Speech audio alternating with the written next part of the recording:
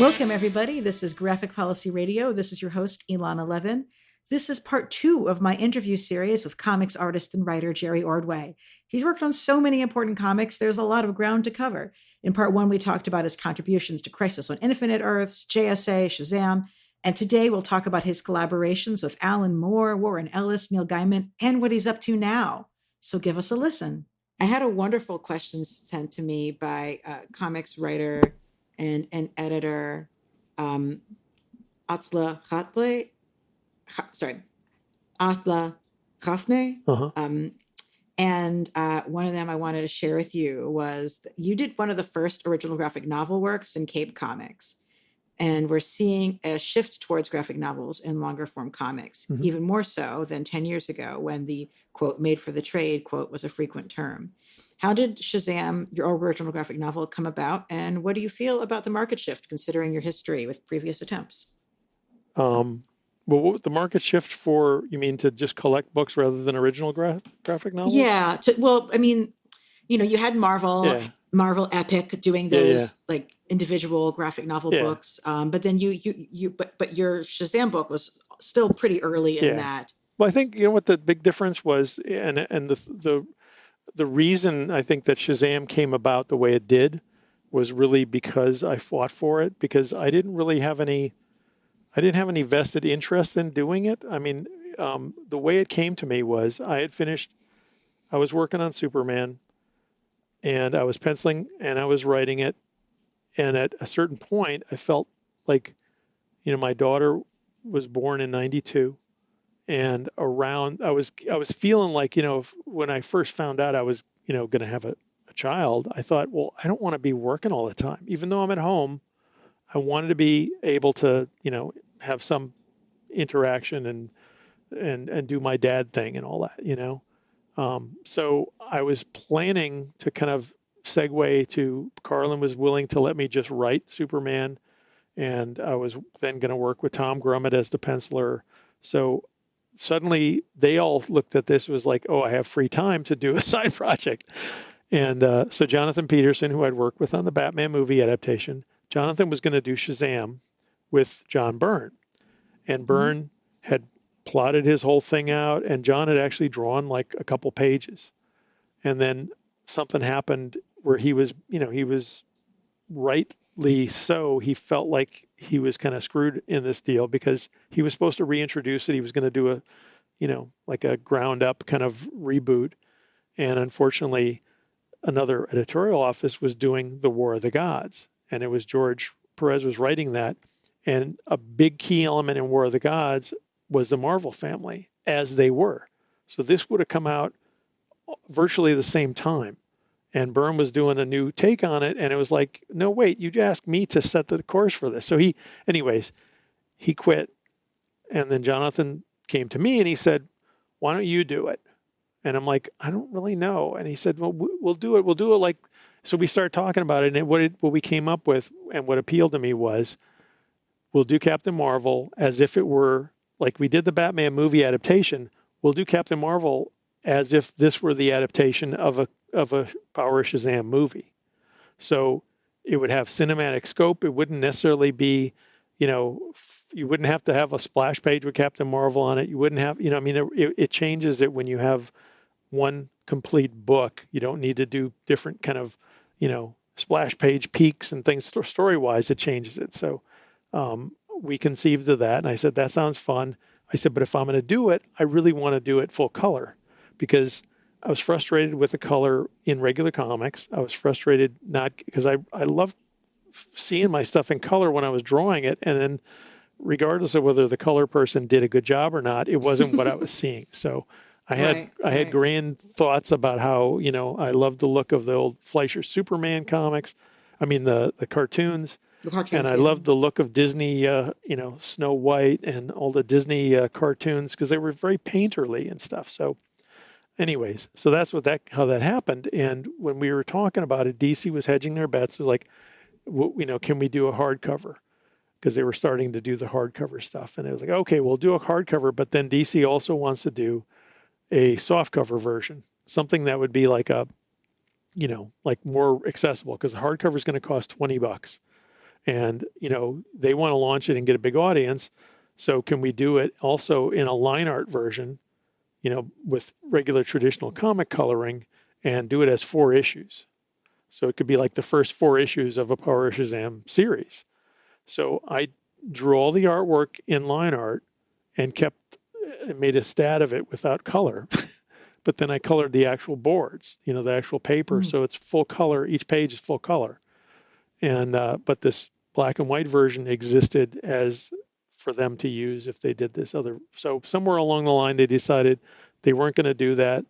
They weren't going to do a comic book edition of it with flat color. So, but it was basically, I broke the story down into four chunks, and it's a 96-page book, which is I think that's the longest single story that I'd done.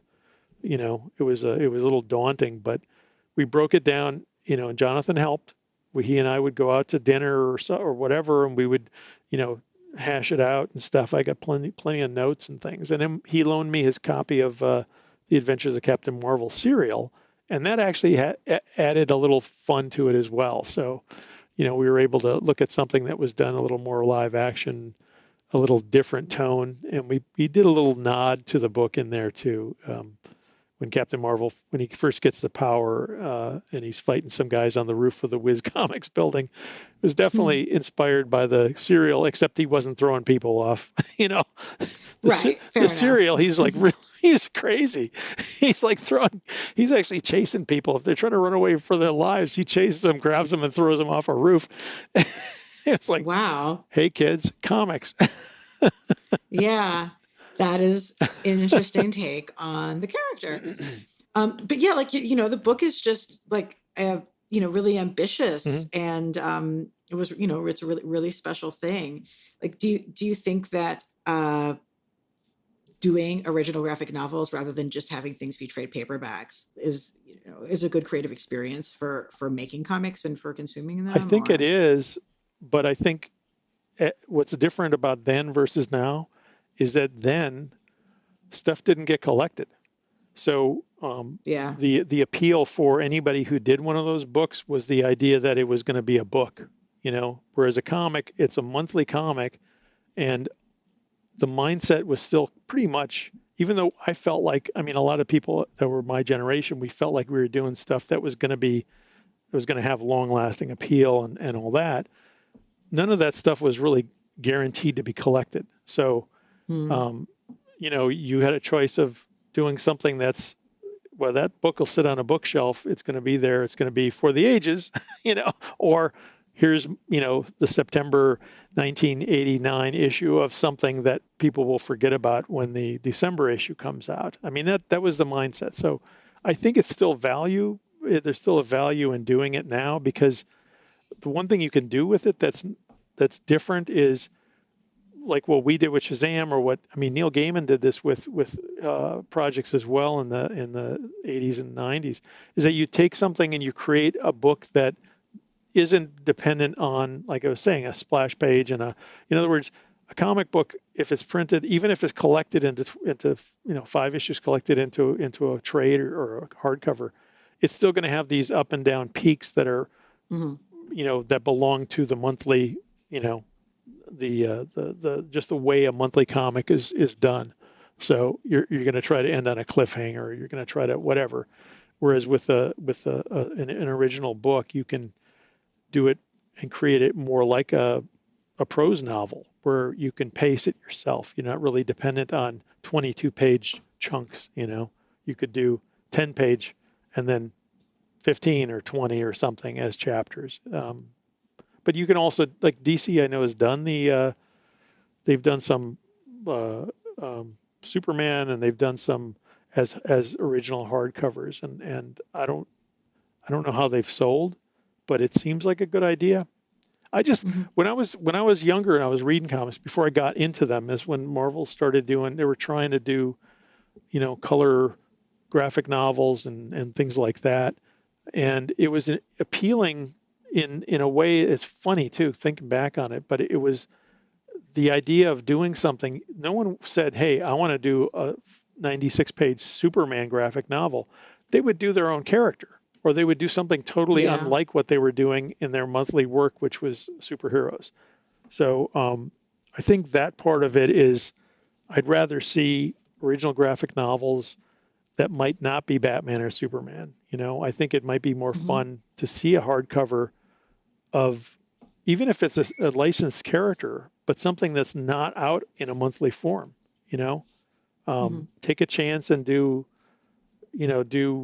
Metamorpho or some character that doesn't, some I love character that's him. not really already played out in a monthly. Because a lot of times things are competing against themselves. Like you do a Hmm. $25 Superman book, does that take some of the readership away from the monthly books? Or, I don't know if that still even applies anymore, but it feels like it would still, uh, it'd be better to do something different. So. Well, you've definitely used that medium from, your own new characters as well. Like talk to me about Proton a bit. Well, Proton's one of those characters that I did in my fanzine in 1975, and it's more of a it kind of encompasses my love of UFO lore, and I'm Hmm. not saying that I believe all this stuff, but I find it fascinating.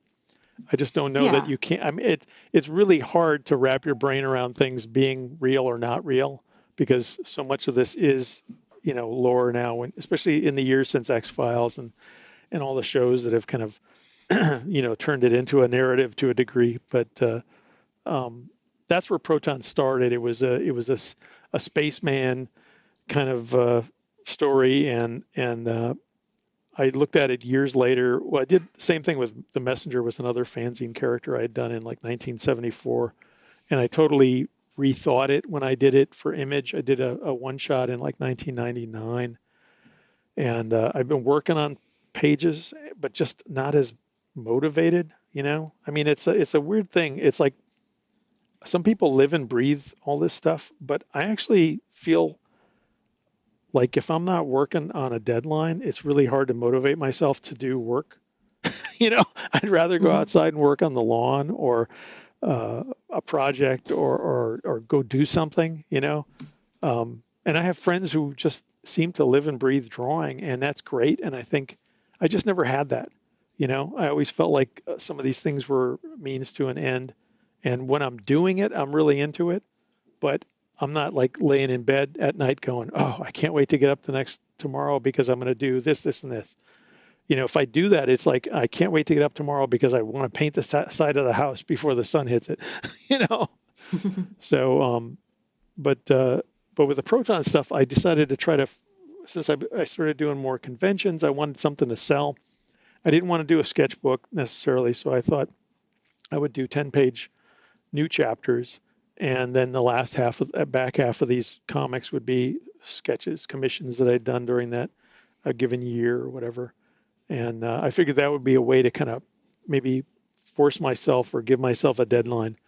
Um, and I haven't wanted to Kickstarter or anything like that because I feel I'd rather do it and have the material and then go and maybe find a way to collect it or find a way to put it out in a more, you know, with a little better distribution or something. So it's always a tough, it's always the balance of how much money do I need to pay my bills and how much energy do I have left over to do something of my own. But the stories float around, and I just, like I said, last week I finally cleared up some other things I was getting done, and I sat down and I did like thumbnails for the next 10 pages, the next chapter of Proton, because I didn't get to do one last year because I was working on a couple deadline things, and so I'm hoping to use the downtime now to try to get enough material to put out another you know comic slash sketchbook to take with me to shows. Um, Actually, I'm going to ask some of my own particular nerdy interests on this. I learned when I was doing a run through DC Universe to see if you had done something I didn't know about that you had worked with psychedelic sword and sorcery legend and erstwhile member of Hawkwind, Michael Moorcock, on Yes, his Tom Strong comics, I did. which I mean, I've read many a comic based on the work of Michael Moorcock, Hmm. all of the all the Elric stuff Yeah, yeah. guys, or is that's his character in his world, Elric of Melbourne, etc. I don't know that I'd seen a comic he'd literally written himself before, rather than had been like reinterpreted by someone else. Yeah. And then you're doing it in Alan Moore's universe, layer upon layer. Tell me about that. Well, that was kind of cool because I really I remember Moorcock from the various comic things that happened in the 70s. Like I think Roy did, a couple things. Roy Thomas had adapted a couple of stories, and I They're know classic. and Craig Russell had done the really beautiful, graphic novels, really, of them. So it was really kind of cool. But Scott Doombier had called me up and he said, I have Michael Moorecock interested in doing a Tom Strong pirate story. And I was like, wow, that's cool. So here's the way it worked, which was really kind of funny, was Michael wrote without any page breaks or anything. He just basically wrote a story. And so I got it and I chopped it into pages and panels and, figured out, pulled dialogue from it and everything. And we made it into a comic. It was written as a comic, but it wasn't written in any kind of like comic book type format. So it was fun because it really was more like working plot style, like the Marvel style, as opposed to, because when Alan Moore would write these things, I would get, and I actually, it's funny because Scott Doombier just tweeted earlier today that he'd been going through his files and he found a bunch of Alan Moore scripts from the ABC Comics era.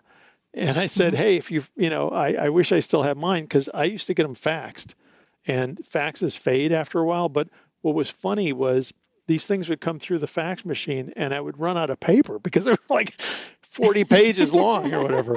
And I did copy them, but I would copy and reduce them down so that I could fit like one page of script on one piece of paper, because it's easier to work that way so you don't forget something. Like, in other words, if you're drawing something and suddenly, you think, oh, I finished the page, and then you turn it and it's like, wait, there's another panel. Like, how do you undo that? So I would always take these giant rolls of faxed scripts and stuff and cut them up. So it was the opposite of that, because the Moorcock thing was like very concise. There was plenty of room to visualize, which was really fun. It wasn't like I wasn't doing like 10 panel pages or whatever. And with Alan Moore, you do a 10 panel page because he's written 10 panels of like amazing stuff. Nope. Again, like George Perez is in his own is in a own league or whatever. Alan Moore is in his own league, because he'll describe detail in a background of a panel on a 10 panel page. Every panel will have like in-depth descriptions. And for a while in the earlier 2000s, I was in an art group that with Dave Gibbons. And when I was doing the Tom Strong stuff, Dave had seen one of them in print, and he said, hey, nice job on that. And it was like kind of like a nod, wink, wink, because we both knew what those things, how hard they are to work receive. on. Yeah. And yeah. I said, well, I did have problems trying to get some of the little subtle things that Alan was describing. And he then told a story about how Alan had asked for, he had described this panel where light is coming in through the window, filtering through the window, and there's motes of dust. And he said, of course, when I drew it, I drew bars of light, and the motes of dust, of course, were implied. And I was like, implied? Why didn't I think of that? So, but getting back to the Moorcock, it was very much fun because it also used real pirate. I mean, there was I did a lot of research on the various pirates that were in this story, but there were like 7 or 8 pirates based on real pirates, and it's a big challenge to draw pirate ships and stuff if you're not. I'm no pirate expert, so it was a lot of fun. Boats are like the hardest. Boats are like the hardest thing to draw. Well, right? If you're a sailor, you know what all the lines do. But if you're an artist, you look at it and you go, "Oh my God, how many ropes are connected to that sail, and what do they do?" I have a hard time drawing something if I can't at least somehow figure out how it works. So I tend to do a lot of research on stuff, and I'm not like a stickler, like I'm going to become a sailor or anything. But I've always felt a little bit like as an artist, I'm like a method actor. I have to inhabit whatever that, Hmm. because I think that's where you do get it makes it less generic. I mean, comics can be very generic, and I always feel like I want to know somewhat of what I'm doing or have a feel for what the character might be going through because it adds a little extra element, even if it's not, again, it's a fantasy or it's a made up story, it gives it a little more weight. So um, Well, I, that makes sense. I mean, you're someone whose drawings of architecture, I think, are always really great. Like, I love whenever you're drawing any of the old cityscapes. mhm. I just think you do such a good job of the Art Deco architecture and 60s architecture too. Yeah. Well, like with Shazam, I did a lot of research into Art Deco because I just wanted that. I wanted the city to look Art Deco, and it's much harder to pull off than you can imagine because, you know, when you start researching stuff, you realize that Art Deco. I mean, how would you design everything in Art Deco?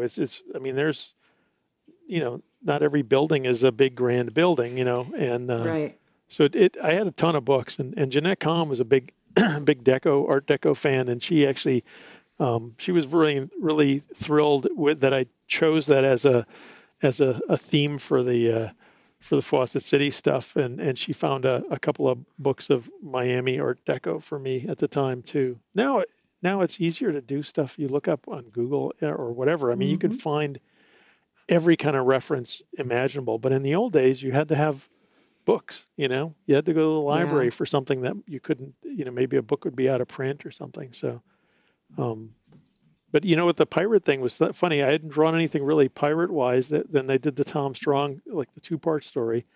And then in the last couple of years, I was drawing SpongeBob comics with my old was assistant editor on Shazam. Chris Duffy was editing the SpongeBob comic, and the Derek Dryman, who was one of the original guys on SpongeBob, Derek was writing these just terrifically funny stories, so funny, and most of them wound up being pirate things. So I suddenly am finding Hmm. myself doing all these pirate stories. I still don't know how the sales work or any of that, but I at least had more reference collected by that time. But That's it's so funny. I mean, funny. you go for years. It's fun to have something that's like out of your normal, you know, whatever you normally draw or whatever. It's fun. Like the same with working with Alex on Semi-Auto Magic is that you're doing something that I haven't like. Well, I never drew this before. I never drew, whatever monster like that. Or so, that kind of makes it uh, a challenge. You know what I mean? And the challenge is what I think is kind of what keeps you going. Do something different or what have you. So you have a new project you're working on now, that's Norse mythology Hmm. based.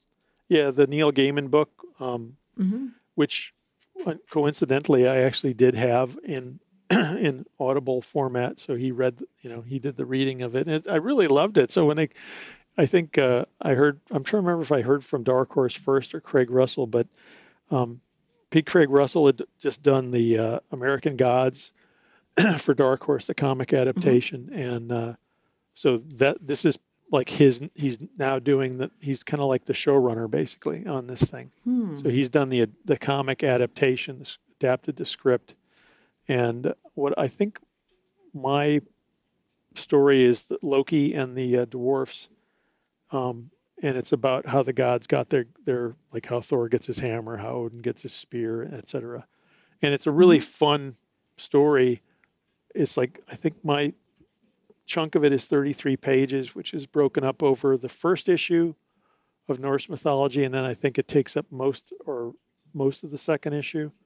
So it's like originally was going to be. I don't even know what the publishing schedules are now, but I think it was originally for May and June or something. But I'm not entirely sure if solicitations are still going on as normal. But it was a lot of Yeah. fun. It was Craig he did like breakdowns, kind of little stick figures to break the story down, and the comic pages actually had hand lettering on it. It was beautiful lettering, which was really kind of a fun throwback too.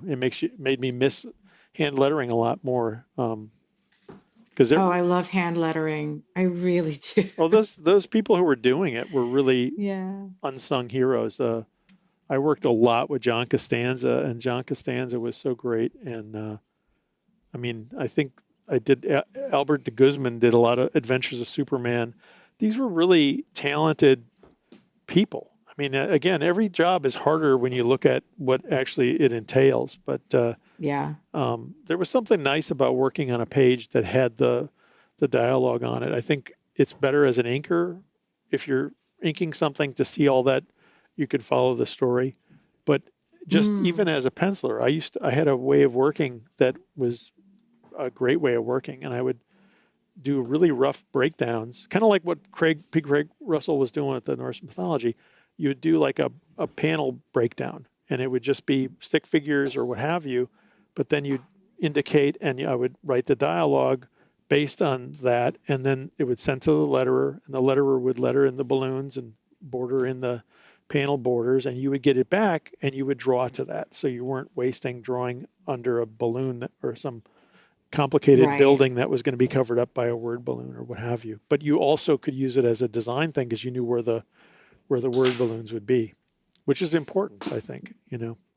Yeah, for sure. For in terms of not wasting effort. But I always, I can tell when something is lettered by hand and I like the way it looks more. It's just a fact. I Yeah. don't know. Well, I have this problem I, with the proton stuff because as I was approaching this, I've been frustrated because the other chapters I did the lettering digitally, and while I just felt kind of like hamstrung by it. It just didn't.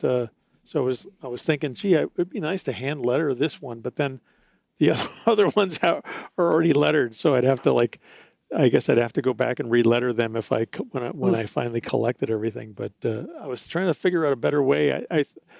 There used to be a good. I used to have a font of my hand lettering that I could do computer wise, but it was so many generations Oh, computer wow. wise. I know Colleen Duran has a font that people can do of her writing, which Yeah. is like gorgeous.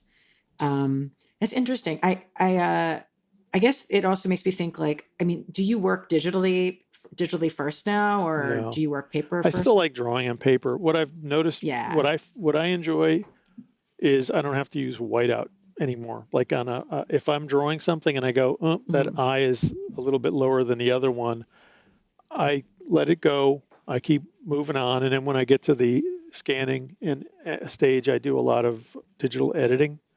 Yeah, fix it in post. Yeah, and it actually it's an amazing tool for that. Um, and the other problem is and again, not to complain about being older, but I had to get the transition lenses, and they do make it harder to it's harder to draw proportions because the transitions they're just I don't know, my eyes never adjusted to them. I can read and everything, but it does something because when I get the scans, I look at the scans and I go, wow, the guy's head's too big. And it's like, how'd that happen? Or the body's a little bit out of, and you know, you don't notice it when you're looking at the board, at the paper. So it's definitely since just the last couple of years I've been noticing it. But again, the digital stuff is a perfect way to correct that because Right. you also I'm looking at the computer screen straight on, whereas at the drawing table is a slight angle. So I just feel like there's a different look in it's very it is unusual for me to not be able to tell if something originated on paper mhm. or on a tablet first. And I I feel bad because I don't want to be telling artists like I presume a certain amount of expenditure of labor from Right. you in order to like this. And I also recognize that it's partially a result of like, I when people began working digitally, when I remember it, it was terrible Yeah. because it was the 90s and it looked like shit. Yeah. So I'm kind of just like scarred. Like, I will never like the look of digital coloring as much as I like old school because when digital coloring began, it looked really bad. And Yeah. I thought, wow, things looked so much better in the 80s. What are you doing? Yeah. Um, so I don't want to tell people like they have to work a certain way, but there's something about the aesthetic that still speaks to You me. know what the I don't problem? know. Here's something. I thought hard about this. Digital coloring. because the process is different. The process itself, I think, is what leads to some crappy results. And the process is that people tend to get someone to do flats for them. And to describe flats is like someone takes the line art and basically will select areas and just drop color and flat color into a page, which then whoever's doing the finished color can adjust and can do airbrush effects and all this stuff.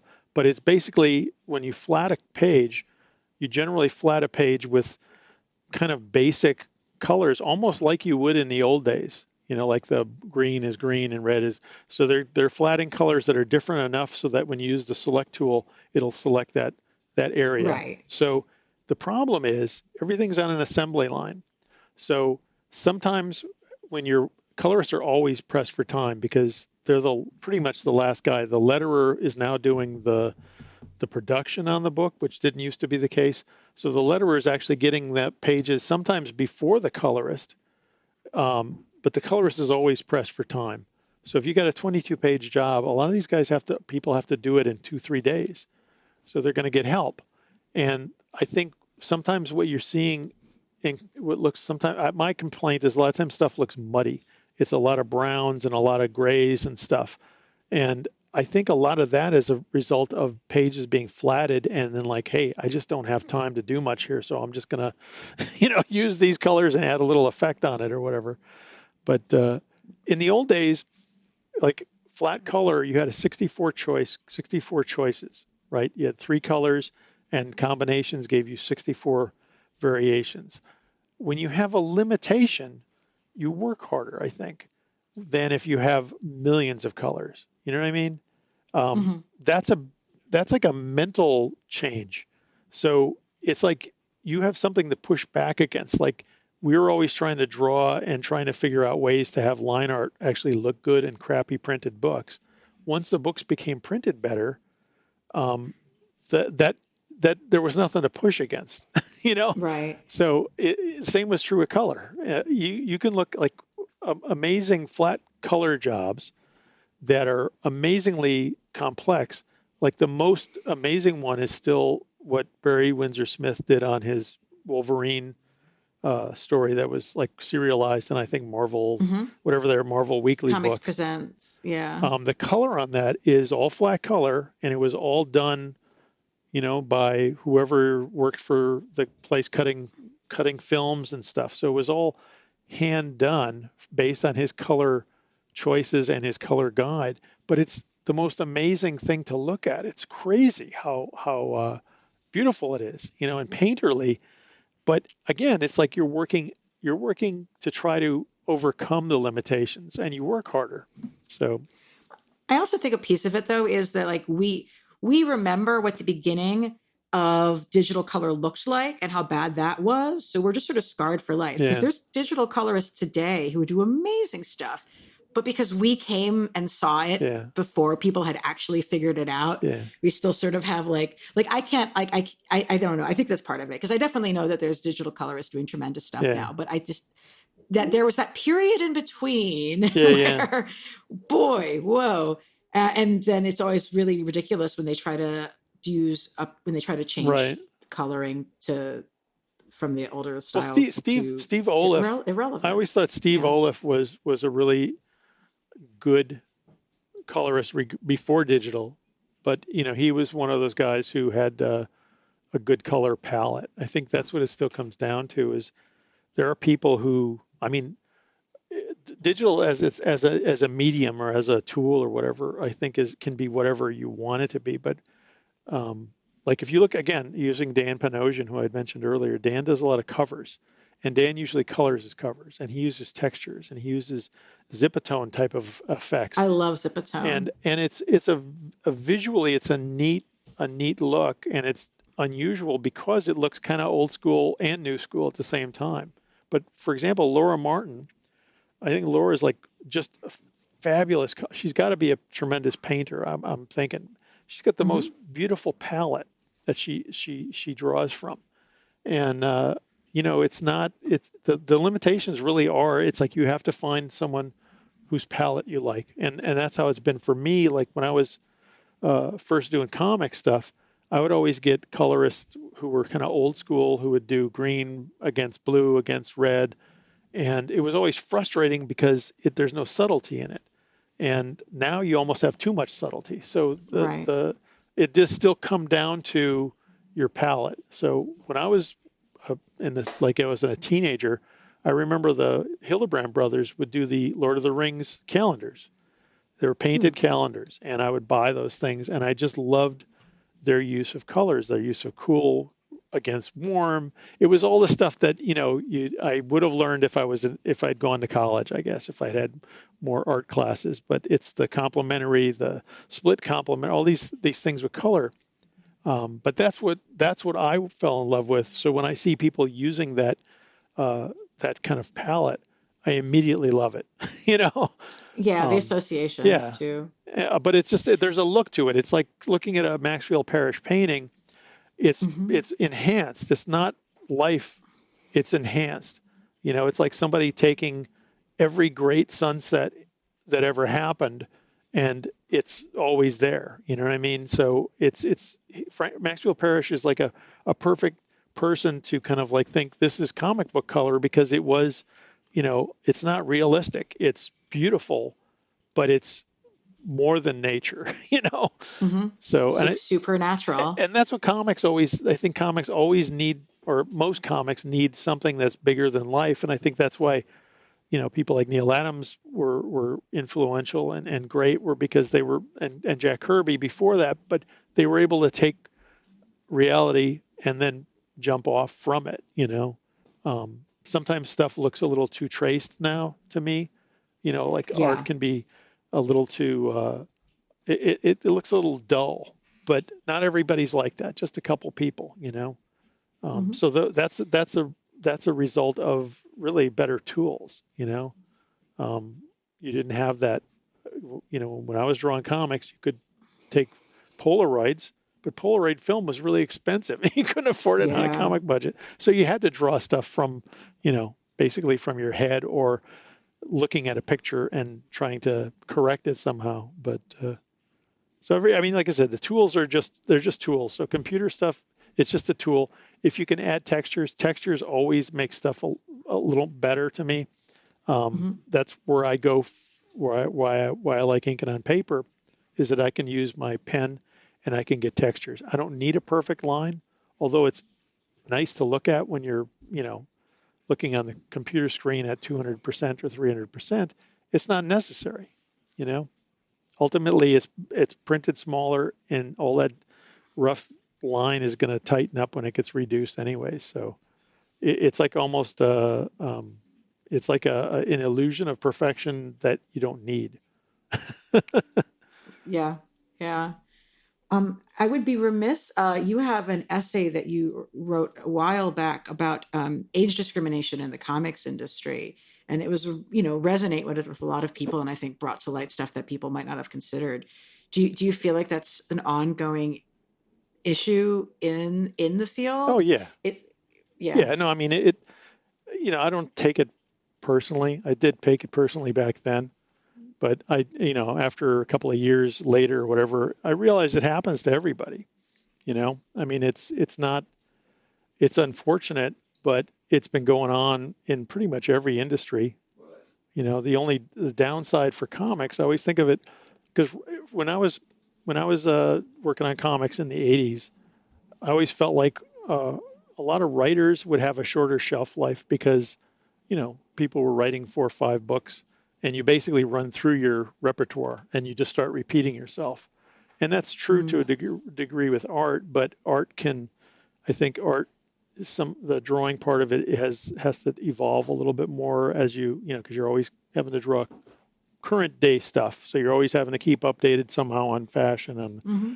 on cars, on whatever. Well, you Um, should be at least. yeah, but I mean, so there's always going to be a shelf life. What's happened, Hmm. I think, in the last, say, 25 years, is really a more result of turnover editorially, and the fact that you know it seems reasonable to expect someone who's 20 years old or 22 or 23 might not want to work with a person who's been around a lot. You know what I mean? Maybe it's a grandfather thing, or it's a, you know, I just want to do my own thing. I want to hire people who are my age or whatever. I totally get it. But again, it's unfortunate that it does happen. I think in the older days, there were probably people working on staff who were maybe older, and they felt like they, had people who were reliable, then they would use them.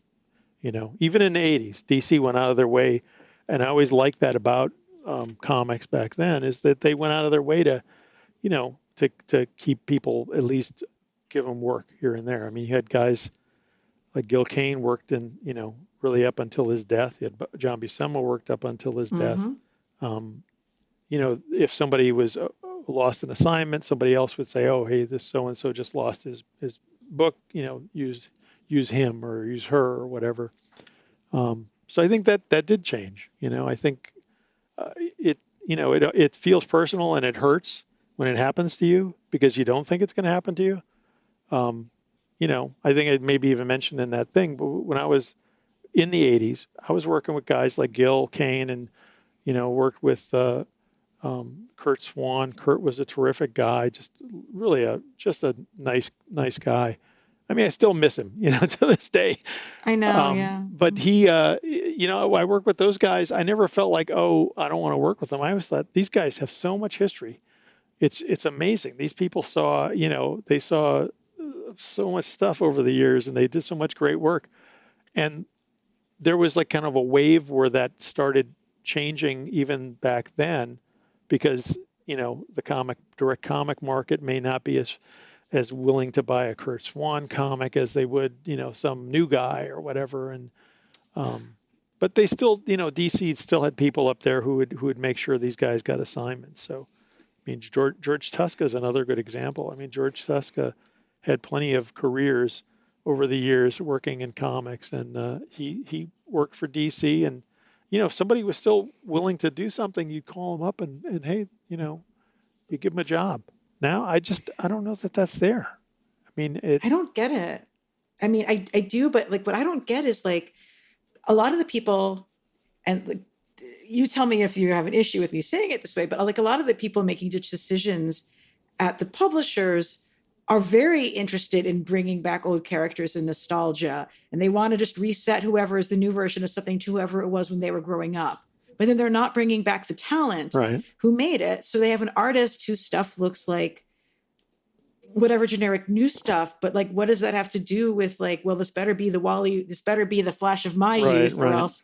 And it's like, is it really just about, do you really just care about the character? You don't care at all about like the creators who like gave it the tone or who did the drawings that like connected with you? Because that to me just seems so weird. Yeah. Well, I feel left out, to be honest, when I see like when they do their 80th anniversary book and here's your 12 covers and different people doing eras, and they have like young people doing 1930s, 1940s, 1950s, 60s, whatever. And I think, well, if ever there was a spot for me, it would be on a retro cover, because I did the 40s characters and all that. Mm-hmm. I just never get asked, and I don't know. Like I said, after a while, initially you think, well, which is worse, that they don't care, or that they just don't want to give you work? It's like, it's neither, is a good choice. But another thing that happens, and this is what I felt like happened with me especially during the 2000s. I mean, I think my work petered out around the time that my daughter was getting into college. So it was like 2012, 2013, somewhere in there. And I was finding that because I was needing the work, I was doing, I mean, the stuff I did on JSA, I was like a regular fill-in guy, because the regular penciler couldn't do a 22-page story because the scripts were late. So it's like month to month, hey, can you do 5 pages? Hey, can you do 12 pages? Hey, can you do? And I did that because I enjoyed the work.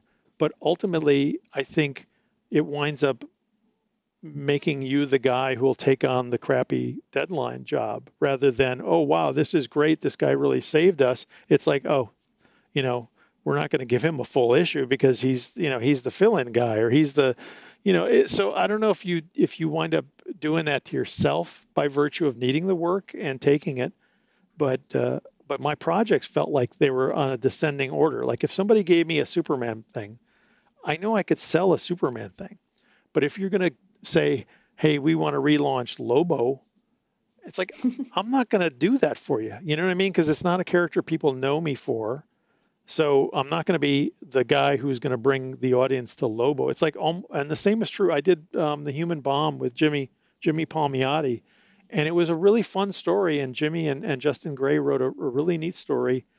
It was a lot of fun, but I knew the minute I was asked to do that, it's like, this thing is not going to sell. And no offense to them, but a character like that is going to have limited potential. So if I do it and it sells poorly, do I get blamed for that? You know what I mean? Right. So Right. so it's like it's almost I felt like that's part of what I was saying in my essay was there's a point where you become marginalized, but it's not by your own choice. Like if I was Jim Lee and I could say I'm only going to do a Batman book with so and so and so and so, my sales profile and my whatever marketing the capability for the marketing company to sell or the department to sell me to comic stores is going to be better because I'm just doing these really great high profile projects. But that's not the reality. I Yeah. never got to choose that. It's like, here's again, Dan DiDio.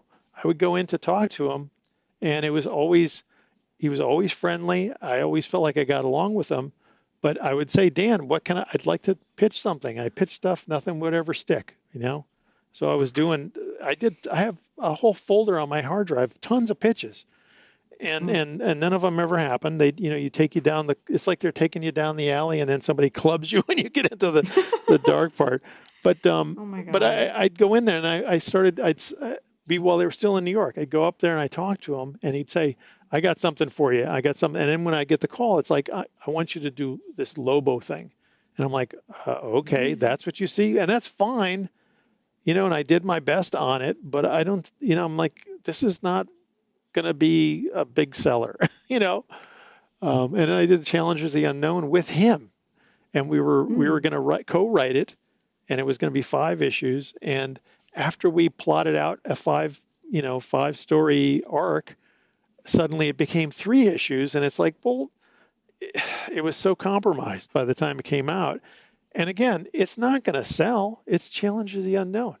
You know what I mean? There's certain things that I know I've been in comics long enough that they're just not going to sell.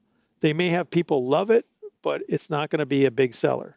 So I mean, it's that's the part that I think I do wish had been different. But like I do a Shazam variant cover. Why not? Well, nobody asks.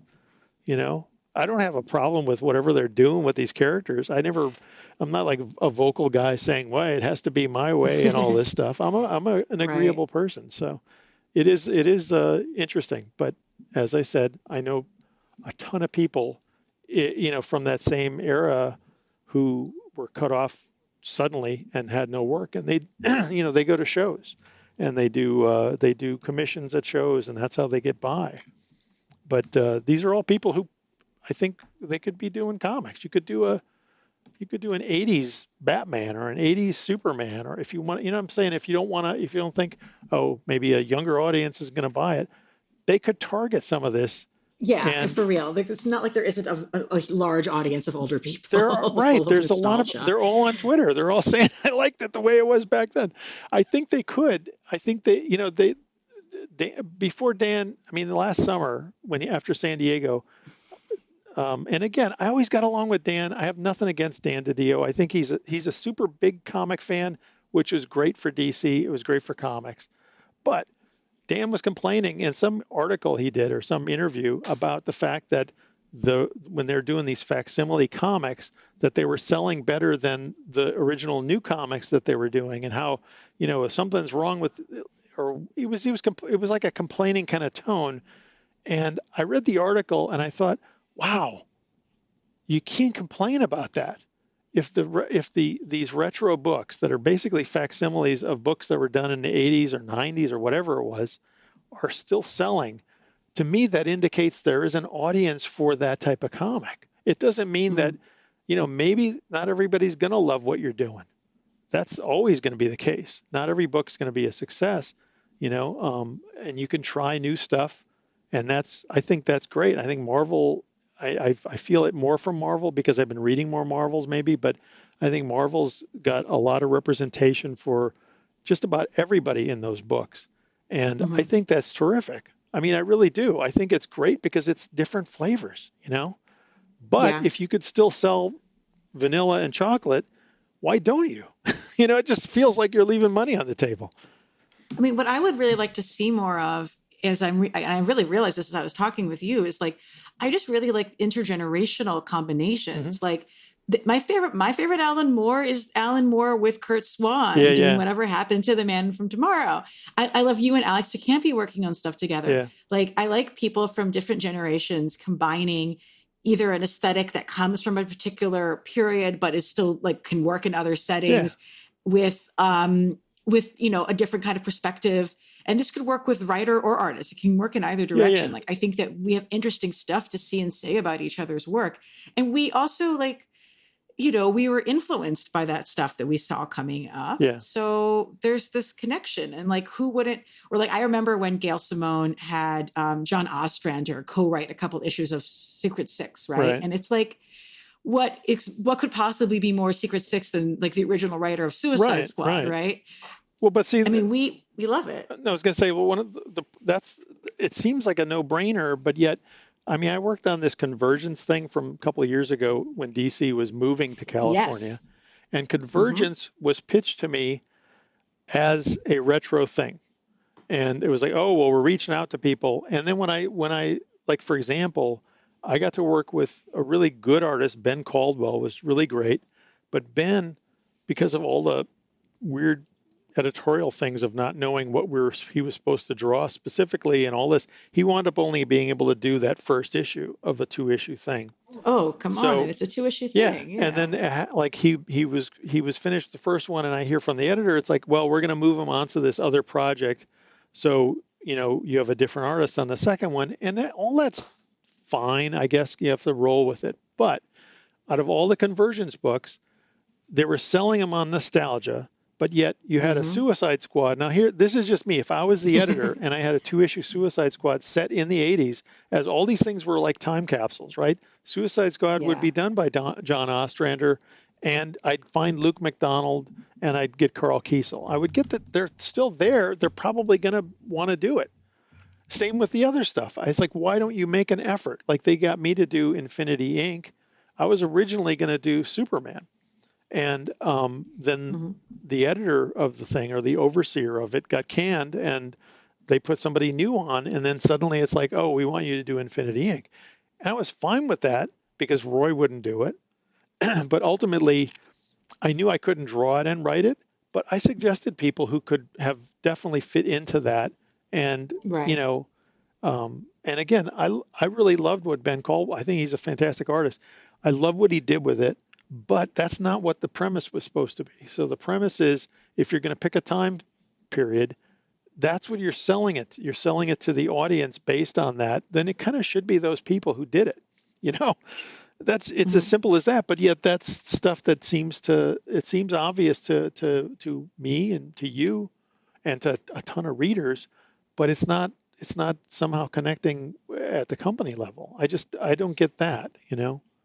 I mean, I mean, I also think, yeah. no, go ahead. I was just saying, I also think it's an opportunity to say, like, we want to bring these things back, but what if we're more aware of certain things, perhaps in our communications now that we might not have been Right, at that point. So I loved, Peter Cannon Thunderbolt, the relaunch that Kieran Gillen and Casper Winograd did like the other week, because it was like, yeah, like we're going to understand this, but we're also going to have the character who was a racial stereotype not be that right, anymore. right. Like this is your opportunity to like fix things that Yeah, maybe were fucked up the first Yeah, time. yeah, no, And definitely. then like, yeah. And you can like then love it like in a better and like in like a better and different way. Right. Cause you're like, oh my gosh, I no longer have to like deal with the fact that every third thing coming out of Speedy's mouth is kind of rapey. I'm Right. so excited. I get to read a less rapey Teen Right. Titans. But see, Yeah. I mean, that's the thing, though. I mean, none of this stuff is trapped in amber. I mean, none of it is. Yeah. It's all open to reinterpretation. It's just that sometimes I feel like they do throw everything out. And in a Mm-hmm. lot of cases, you could use and build on stuff that was done. I mean, again, that's a critique I have. I just think they've given up. I mean, DC definitely felt like they gave up on continuity maybe 15, 20 years ago. And the entire time I was on Superman and on Shazam, during that era, I was trying really hard when I was on Superman to get a sense of DC continuity because I loved the fact that Marvel had a tapestry, you know, and it was so hard to get the other editors on board to just acknowledge a timeline that it was crazy. And I mean, it should have been easier after Crisis, but it wasn't for some reason. Right. It was like Hmm. a bunch of different fiefdoms, and people basically no one as an arbiter, but just a bunch of people fighting over. Well, no, if that works, then this should be again. As a comic book writer, Chris Claremont said this years and years ago, and it always felt true, especially for Marvel, was that if you're a comic writer, you're basically you your reference point is your comic collection. And it's not meant to be that you can't write anything new, but it's that you should understand what you're working on. So if he said, it's like, if somebody gave me Iron Man or whatever, I'm going to find all the issues of Iron Man and read them just so I know what happened. And that doesn't seem unreasonable as a task. You know what I'm saying? Mm-mm. It's like you don't have to reference every single part of that, but it's good to know what that character is about because number one, you might get some ideas from it, but number two, you're going to be able to play within whatever's been done with it. You're going to be able to at least extend the storyline and not feel like it's not the same character anymore or what have you, and they kind of gave up on that, I think, at a certain point when they started getting people that they wanted to write a story who maybe had a couple movie credits or something. It was like you no Right. longer have to read any back issues, just do your own thing. Well, that screwed me, who was a reader who liked continuity. I don't want to Mm-hmm. go, wait, what's continuity, what's not? I mean, it's simple. You just stick with it. We used to joke about it. It's like if you have a story where some guy gets turned into a turnip, well, you don't have to say that story was a lie. You just don't have to reference it, or you have to, you know what I mean? Right. Right. We keep moving along. Yeah. So, Wow.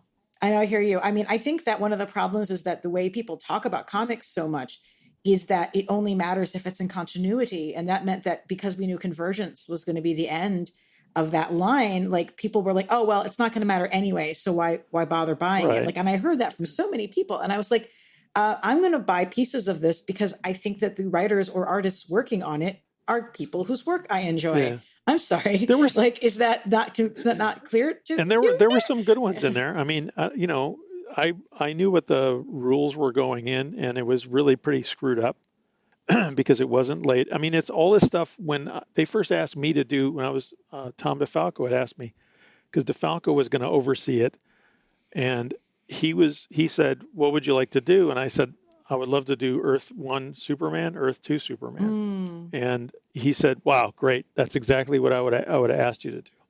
And that's kind of at that point I said, "Well, what's the framework? We don't know yet. What's the?" And every question that would be things as a writer that you need to know: where is it taking place? What are the rules of whatever? All these things they didn't know, and it was because for whatever reason it was in flux. Like maybe it was still being created, but it was that didn't that you still had a deadline that was moving. So if you look at right. all of them, because I read all of those convergence things, the guys who wrote them and just said, okay, screw it, I'm not going to wait for you, I just want to do it. Those are the ones that are more Mhm. generic, but those guys were probably done on deadline, you know. Mhm. Whereas I was trying to be conscientious and I would hold back and like, well, what's this supposed to look like so I can give it to the artist? And a lot of that stuff happened at the very last minute. It just unfortunate because it was something that should have been simple, and the concept was simple, but it got much more complicated than it needed to be. And unfortunately, that I think that fed more into the series that followed up and maybe hurt that a little bit Mm. too. You know, the actual was it Jeff King had written the follow up thing with the main character from the Convergence thing. But I mean, again, it Yeah. sometimes you can overcomplicate stuff, Hmm. and that's the curse of it, and that's what can you do? Well, DC had the first like really big mega event, which was Crisis, and because that was, and then I had high hopes for Convergence, and I got a lot of issue ones, and I didn't really buy that many issue twos. They just weren't that they weren't that good. But what I noticed, is the ones that I preferred were the ones that had not the characters I cared about, but the creative teams on it that I care Mhm. about, and that dictated more as to whether or not I like the results or not. Like that was just, and But don't you think that's how? I mean, yeah. that was how I was as a reader. I was Yep. I always mean, like that. I read for the people. I read Yeah. for the writer and the artist, and you know, I look back through my yeah. comic collection and I go, wait, why don't I have these issues and these issues? Like, oh yeah, these were fill-ins by somebody else. I didn't save them. So, I mean, Oh, I was probably always like that. I think that was always ingrained in me too when we were on Superman was Mike Carlin was like, oh, you can't have a fill-in on the first year of the book of the relaunch, even though there was horrible deadline issues and stuff. It's like, you mm, can't have a fill-in. It'll just look bad. And I think how funny oh it gosh, sounds so quaint now when you can't get the same team to do 4 issues in a row on something, no. you know? I mean, that's a work problem. That's a worker problem. Yeah, It's like if you pay people more money, then they don't have to do. This is my look. I'm a union organizer, so right. this is my perception is that if you give artists enough money so that they don't have to take 80,000 things, then they can get something done, and then the result won't be so. I mean, like I have seen some shoddy stuff of like somebody forgot to draw a nose, Right. and that's a character who has one. I'm pretty confident. Like I'd like to believe that if they were working in like a decent condition of like deadline, that they would be able to do this okay, and then you wouldn't have these super random fill-ins or like two random pages by somebody Oh different yeah. that doesn't even have a. I mean, if you're gonna have two different artists, like I liked what you did with in one of the Power of Shazam issues where you drew a flashback sequence about Billy Batson's Right. dad and what his origin. Like when you do stuff like that, I mean, that actually is a benefit. I Yeah. think it's cool to have a second artist when you're doing it Yeah. different, like a flashback or something like that. But Well, we did that with, you we know, got Kurt Swan on some flashback mm-hmm. stuff, and it was specifically written as a style change too, because he was doing, Yep. like the more of a 1940s or 50s faucet thing or something. I mean, you can do it. The deck is kind of stacked against artists now because there's so many books shipping twice a month. You can It's have the so same button writer, it's bad. but you Mm-hmm. can't. There's no way an artist is going to draw two a month, so you don't really get I think it's tough for an artist even to make a name on a character unless they're you know somehow doing the book and able to do a consistent run with somebody. But there's a case with all the DC stuff that I think the more exemplar, the better runs of books have all been consistent teams. Mm-hmm. And generally, I don't know how easy or hard it was for, like the guys on Batman, to stay together and do all this stuff. But a lot of the other books, I think, are fiddled with too much. They're in the old days, they would give you a book and they would say, come up with stories. And if it didn't sell, then you knew you were probably gone.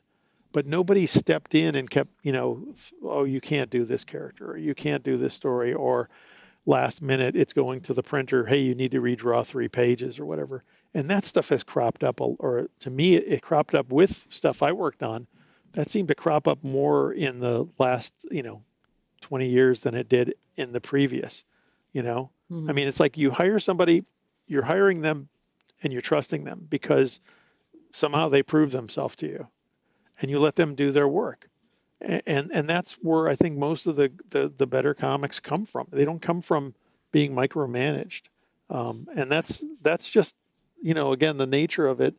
I know that, when we were doing stuff, you figured, oh, if you had a fill in, you might lose some sales or whatever. But it wasn't like the end of the world. You know what I'm saying? Like, it wasn't like, oh, Yeah. if we try this weird story, it'll ruin the comic industry. And it felt like from that 2000 on, it felt kind of like that was more of a guiding thing. Like, oh, we can't experiment too much because, we're just worried that everything's going to explode or something.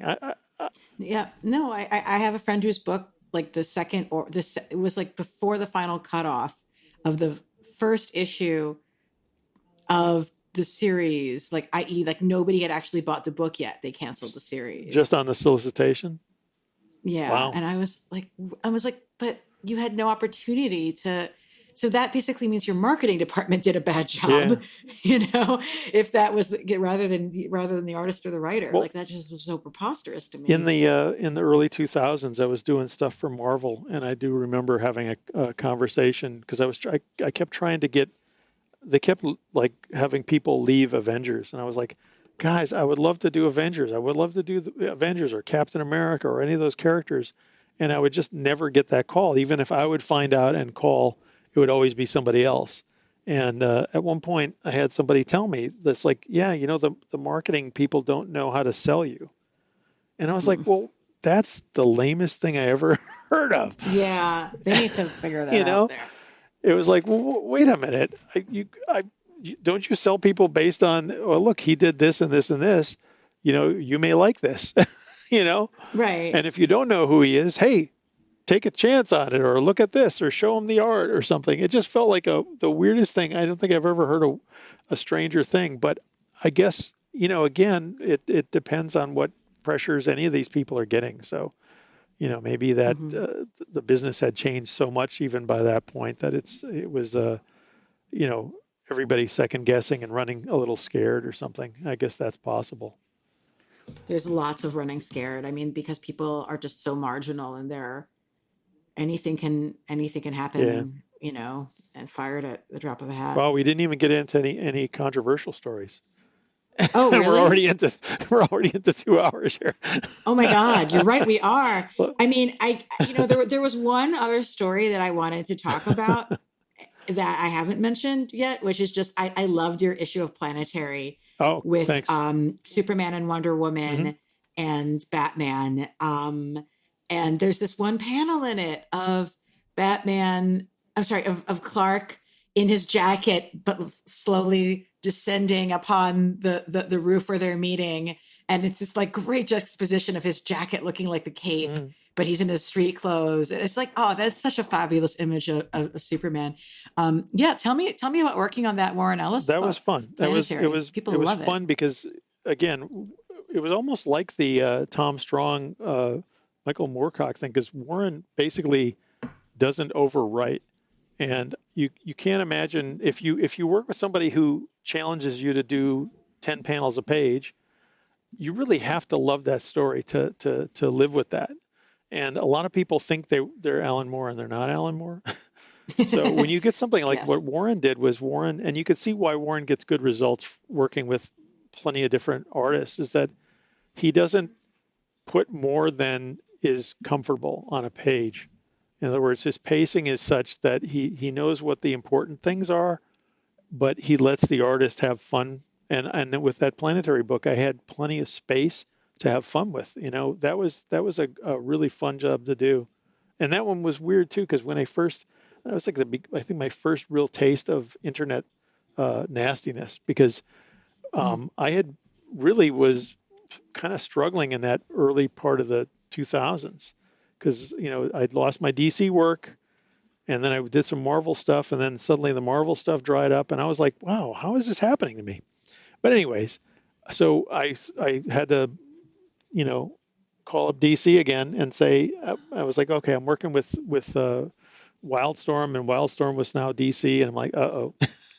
But anyway, so Scott Doombier kind of rescued me in that period in a way, and Scott was, I think, the guy who said, well, what about doing this Planetary thing? And I was like, oh, that sounds fun, because it's Justice League. It's not, comic book Justice League. It's his Warren's kind of version of it, which was fun. So they announced me on one of those comic sites at the time. It was whatever, I don't remember what site it was, but they had a message board, and they announced me like on I want to say it was like a Friday or something, and nothing but like, who the hell is it? Whoa, that's gonna be terrible, and blah blah blah. And people were like attacking me because they announced me as the artist for this thing, and it was really crazy. I was reading this going, whoa, this is nuts. What the heck did I ever do? And then John Cassaday jumped on the board and say, hey, dude, slow down. What are you guys talking about? And he basically he stopped this kind of free for all. And I was like, it was a crazy situation because again, I'm like a pretty easygoing, even tempered guy, and I don't think I'm not like the type of guy who's you're going to be polarized by. I'm not going to do something that you're going to super hate or maybe even super love or whatever. But so I was just really surprised by the vitriol, and it was really kind of semi-understandable. It was the beginnings of those, the message boards being like kind of the Wild West where no one was really managing anything Yeah. or anything like that. But people really liked John Cassaday on Planetary, so I think that was part Yes. of it. Like, well, who is this guy to do this when, and John wasn't going to be able to do it. It wasn't like I was taking work away from him, but it Right. was just kind of an interesting little thing. But that happened. That happened with the DC boards too, occasionally. And my my kids always got a kick out of this because a friend of mine was on the DC boards all the time. This was when DC, I guess this was like in the 2000s. It was right around the time when I was doing some of that JSA stuff with Jeff Johns. And anyways, he was like, this guy, a friend of mine was saying, hey, you should go on there because people are always asking about, your work and all that. And so I was like, well, okay. So I went on there and the opening page has like a little scroll of the top 10 stories or the top 10 threads, message threads. And they're on the opening page. It's like, why Jerry Ordway sucks or something like Oh that. And gosh, I'm so sorry. my kids looked at that and What they the just thought that hell? was the funniest thing. And I'm like, hey, come on. It was just funny. So, I mean, you can't, everybody's not going to like you. That's, that's Yeah. that's an obvious thing, but it was just funny to like, oh, that's the page I opened up on. And of course I had to go look at the thread. And once I did, Wow. all you have to do is you just respond in there and just say, "Hey guys, how you doing?" And then everybody shuts up. Well, it's funny because like you're known, I mean, I met you on Twitter, and you're known as being a guy who answers questions on Twitter and is just like a really nice person who answers people's questions when you ask them I'm on pretty Twitter. It's, unfiltered. I'm I'm you pretty know, unfiltered. well, I mean, you're easy to you talk with Yeah. fans. You're receptive. You're responsive. I have a friend who I know is like a hardcore fan of yours, and I said I was going to have you on the show. Do you have any questions? And my friend's like, he's answered them all already, so that's okay. I was like, oh, okay. So yeah, tell our listeners where can they find you on the internet? Well, mostly, You're on yeah, I'm Twitter. mostly on Twitter. I think I still have a Facebook page and everything, but I don't go on there that much. Yeah, that's for personal. We're not gonna. Yeah. I'm not gonna bother No, you no, on but it that. But I just just mean like, I yeah. just kind of got it's too hard to do both. I mean, I find that Hmm. they're both kind of immersive places, but at least with the Twitter thing, I can shut my iPad off.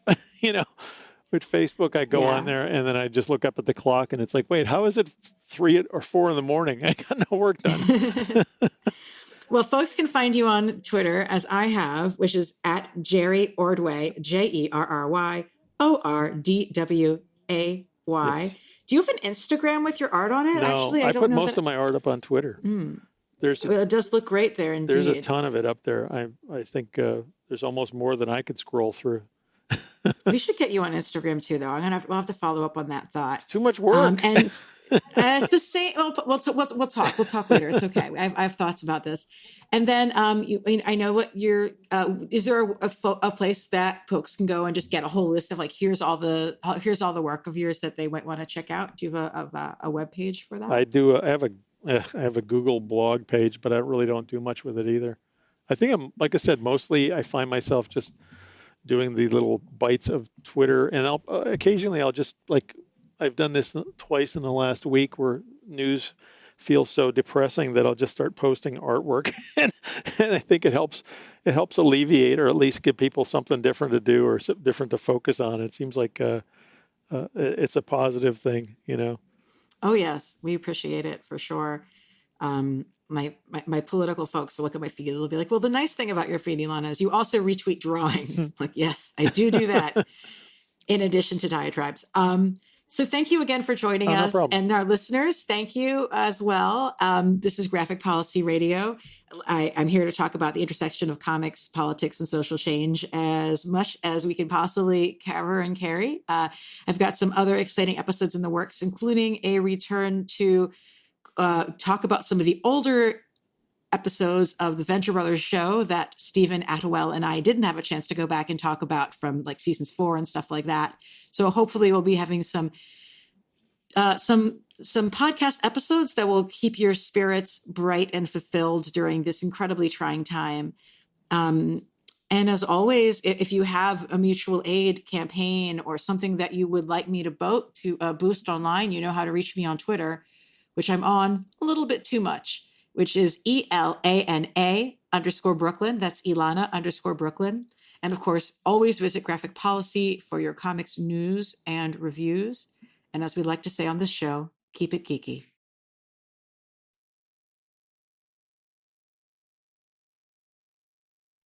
Hey, thanks for watching the previous video from Graphic Policy Television. Just by watching, you help support our site. Thank you so much. Now, if you're watching these videos, you probably care about geeky things like movies, television, comic books, toys, games, video games, you name it. You can go and subscribe right now to our YouTube channel to stay in touch and catch all the new videos, or check out our website at graphicpolicy.com. There's a nice link on this end of the video. But as always, thank you for watching. Keep on rocking and keep it geeky.